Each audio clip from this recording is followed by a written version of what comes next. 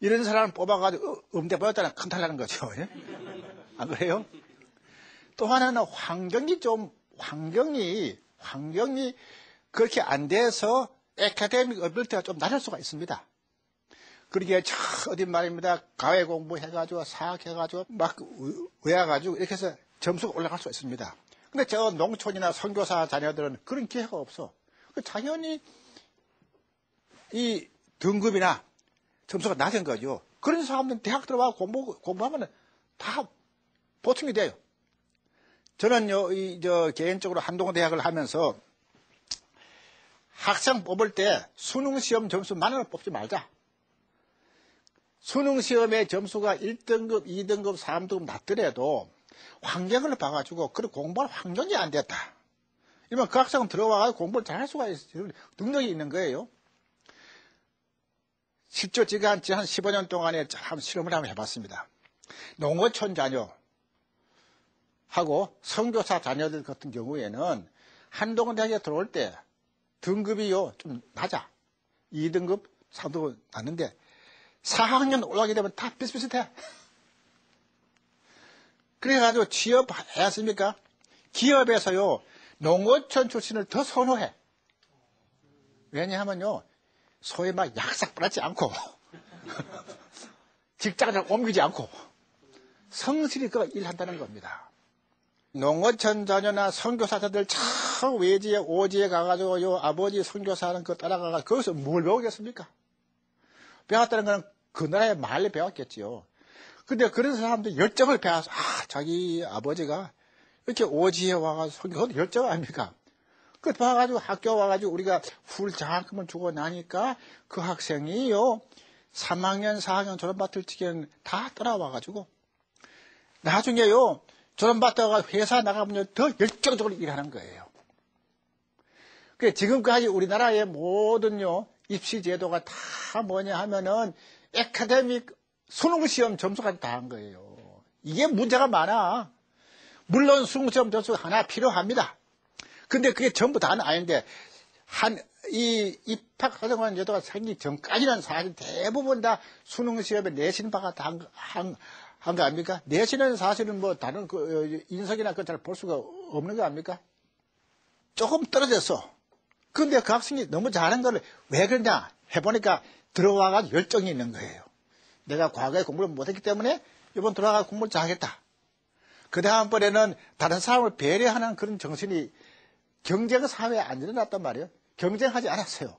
혼자 열심히 하다 보니까 경쟁을 하게 따라가는 거예요. 이제 경쟁해가지고 협력을 하는 겁니다. 저는 요즘에요, 이제 조금만 이제 좀 센시티브한 문제인데, 논술, 아십니까? 논술? 과연 논술이 창의성을 키우느냐? 나는 그렇게 안 봐. 논술이라는 건 말입니다. 이미 있는 논리가 있습니다. 그 논리에 벗어나면은 빵점. 틀리는 거예요.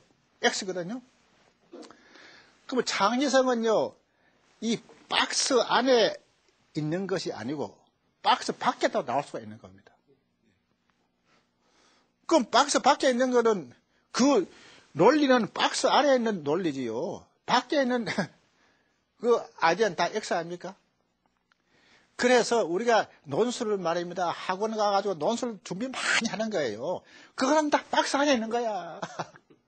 그래서 그 안에서는 다 비슷비슷해. 그 아주 논리 잘 쓰는데 조금만 그 벗어나 버리면 그건 틀린 거야. 이게 나는 그래서 논술이 과연 창의성을 테스트한다고 생각하느냐? I don't think so. 난 그렇게 생각하지 않아. 오히려 논술이라는 게 있어가지고 사람을 이렇게 사고에 갇혀지게 하는 거예요. 단계 안 나와. 악이 안 나오는 거예요. 근데 사람은요, 태어날 때부터 무한한 잠재력을 타고 나와. 근데 그걸 교육을 통해서 자꾸 범위를 좁혀가는 거예요.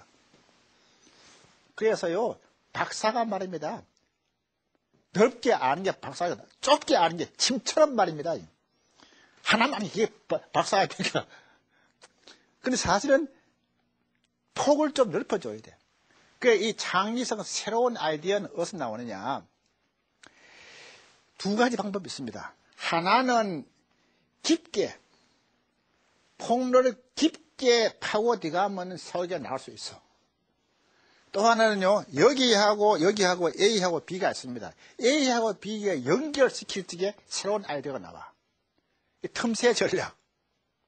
이것도 세 개 나온단 말이에요. A하고 B가 있으면 A하고 B에 연결시키다 보게 되면 그게 세계가 나기 때문에 소위 말해서 우물을 하나 깊게 파도 세계 가능하고, 또 하나는 우물을 깊게 파지만 우물을 여러 개 파서 이렇게 하다 보게 되면 거기서 새 것도 나와. 새로운 아이디어가 나오는 거예요. 근데 우리는 자꾸 대학 입학할 때부터 어느 학과, 그러니까 경제학과 택하면 저 기계공학은 아예 생각도 없는 거 아닙니까? 근데 기계와 경제가 관계 없는 게 아니고 기계를 나중에 활용을 하려고 그러면 경제도 알아도 경영도 알아야 돼. 안 그렇습니까? 그리고 왜 공대 출신이 4단까지 올라가는 게 힘드냐 하면은 기계만 배웠어. 근데 경제를 모르는 거야. 또 경영하고 경영하는 사람들은 왜 하냐 하면 실제로 테크놀로지에서부터 경영을 하는데 기본 기술을 모르니까 새로운 아이디어를, 새로운 그런 전략을 못 쓰는 거예요. 근데 우리나라에서는요, 보면은, 항상 보면은 공과대학 출신들은 그냥 공장장이 끝인데 나는 그래 안 봐. 지금은 테크놀로지 드리븐 글로벌 월드예요. 기술이 주도하는 이 세대이기 때문에 학생들한테 창의성을 길러줘가 온리원을 길러줄 필요가 있는 거예요. 온리원. 그래서 온리원이라는 건 없던 걸 새로 하는 거 아닙니까? 그렇게 온리원이 참 중요하다는 거예요. 온리원은 교수들의 카피를, 사상을 답습하면 그걸 온리원이 아니죠. 그래?